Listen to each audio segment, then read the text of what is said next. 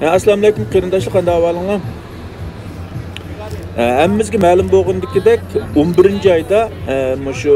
Janubiy Afrikadan tarqalgan shu virusningki yangi turi, ya'ni Omikron degan virus shu Janubiy Afrikadan dunyoning boshqa joylariga tarqashga boshlagandan tortib hozir qadar bu virus bilan yuqumlanuvchilarningki soni tez suratda oshib, hozir butun dunyoda kuniga 1 milyondan ortiq odam yuqumlangan ahvol shakllangan. Bu davlatlarning ichida Amerika, Angliya, İspanya, Fransiya, İtalya degandek bir qism davlatlardagi yuqumlanuvchilarning ko'pish ahvoli alohida ig'ir bo'lib, Amerikada hozir kuniga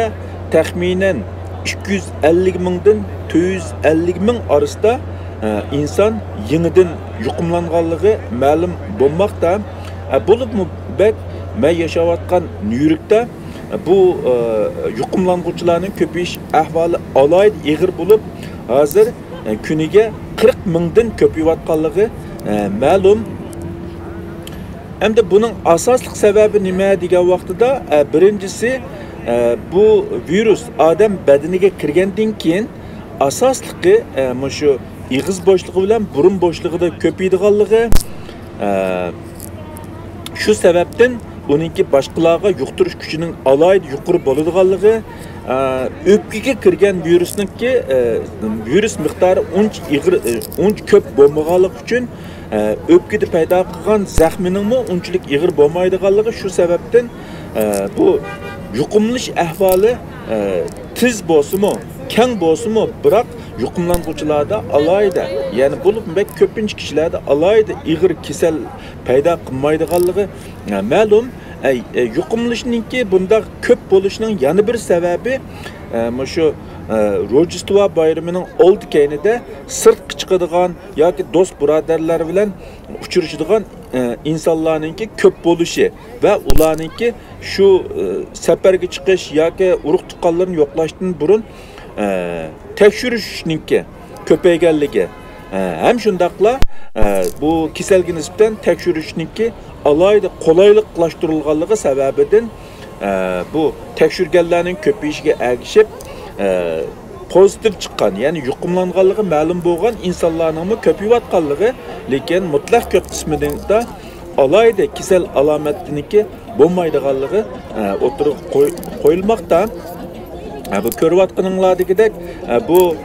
shu Nyu-York shahriniki davr maydonidagi ahvol bo'lib, insonlar bu vaboga nisbatan o'tgan yilqidek undaq andish qilmaydigan bo'lgan, ya'ni normal hayotni amalba davomlashtirishga, ya'ni bu vaboninki cheklamasi yoki qo'rqinchi tufaylidan o'tgan yilqidek uyda o'ltiradigan ahvoldan, ya'ni safarlarga chiqadigan bo'lsa safarga chiqib o'ziniki normal hayotini davomlashtirishga yuzlanganligi bu videodan aniq ko'rib olamiz. Ko'rayotganinglardek shu Nyu-Yorkdagi davr maydonida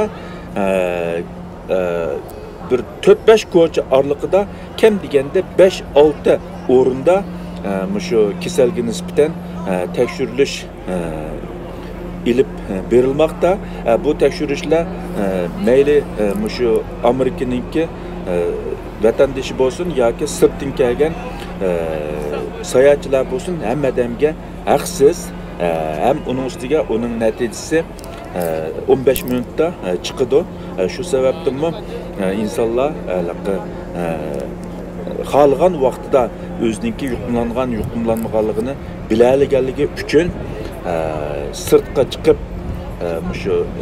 sayohat qilayotganlar yoki do'stlarini uchrayotgan insonlar o'tgan yilga nisbatan ko'z ko'rinarlik darajada oshgan. Undan boshqa bu kasalga qarshi vaksina uldurganlarning ko'payishi, anandan keyin davolashdagi ba'zi yangiliklar tufaylidanmi kishilar burunqidek undaq andish qilmaydigan bo'lgan.